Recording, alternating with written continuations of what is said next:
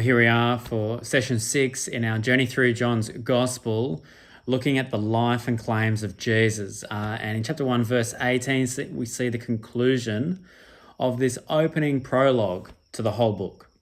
Verse 18, no one has ever seen God, but the one and only Son, who is himself God and is in the closest relationship with the Father, has made him known. And now, just to summarize a little bit about what we've seen in the first 18 verses.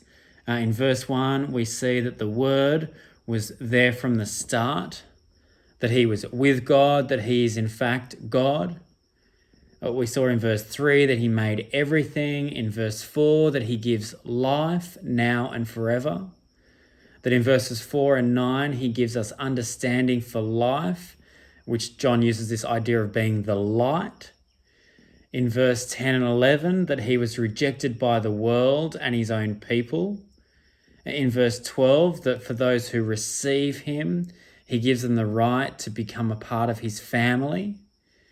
That in verse 14, he came to earth as a man who was witnessed by many, including John, who's written this book.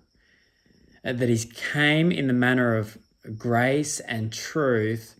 How does this picture give us an insight into the identity of this individual?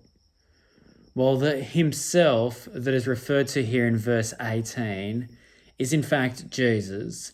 And so a helpful sort of translation might be, he, Jesus, has made him God known to us. Jesus has made God known to us. How does that fit with your picture of who you imagine Jesus to be and the significance that he has to life? You see, he's not just some gentle instructor or good person. John is clear from the outset that Jesus had a unique identity which enables a change of relationship for all those who receive what Jesus comes to offer. So that'll be an interesting thing to unfold in John's Gospel, what Jesus has to offer.